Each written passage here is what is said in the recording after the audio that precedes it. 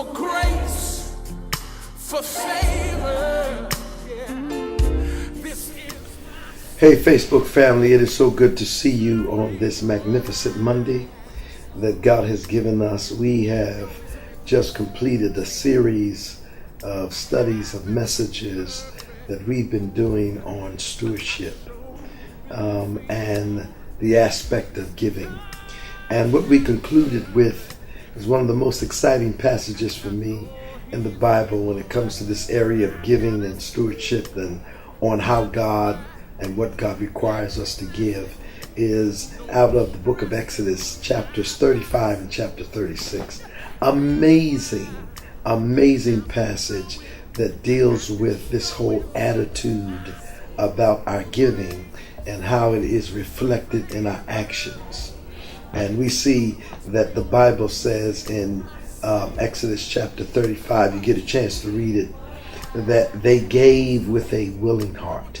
It kept coming up over and over in that passage, as well as in chapter 36. There was a willing heart. It was a free will gift that they gave on a daily basis every morning.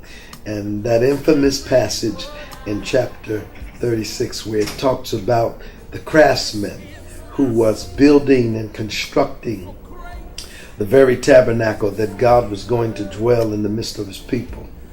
The Bible says that the craftsman went to Moses and said to him, "Hey man, you've got to tell the people of God to stop giving because they've been given too much." Boy, that's a desire, I believe, of every pastor across this nation, across this country, and out of this country. To be able to say one day, you guys, saints, brothers and sisters, family, you've given enough. You don't need to give no more because we have more than enough. The only way a people will ever get to that level of giving is that they will become a people who have a willing heart to listen to what God had required and what God had asked for them to do. And God, not only did he provide the need, or he was responsible for the need of building the tabernacle, but he was also responsible for the giving that they had to give to the tabernacle. God supplied the need for them to give it when they left Egypt. That's where they had all that gold from. That's where they had all that silver. That's where they got all that bronze. That's where they got all that scarlet thread from, and the goat's hair, and all of those acacia wood. All of that came from where they came from. So really, literally, it was the Egyptian money that built the tabernacle of God. Doesn't the Bible say that God will use the riches of the wicked to bless the righteous?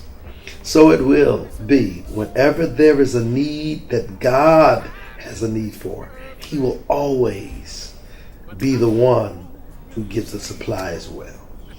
We have to stop trying to figure it out, and we need to just hear what he's saying, what he says to us as leaders, so that God can work it out through those who are a part of the family of God. I'm telling you, it's an exciting passage. Get a chance to read it. Can't go through all of the precepts and the principles there, but at the end of it, you'll find that it was God also responsible for getting the glory. It was he who got the glory, even though he blessed us with the goods, even though it was for our good. God got the glory. He was satisfied. He used that portable tabernacle, that portable tent, to meet with his people at the request of them having a willing heart. And wherever we are willing, God is always able. God bless you. I pray that you have a blessed week. And just remember that he not only knows what he desires, he also supplies what he desires. And he'll supply it through and for you and me. So just get on the bandwagon. Let him tell you what to do, and then watch him supply the need to fulfill what he says we ought to do. And at the end of the day, he'll get the glory, and it'll be for our good. God bless you. Have a blessed one. Deuces. Peace. I'm out.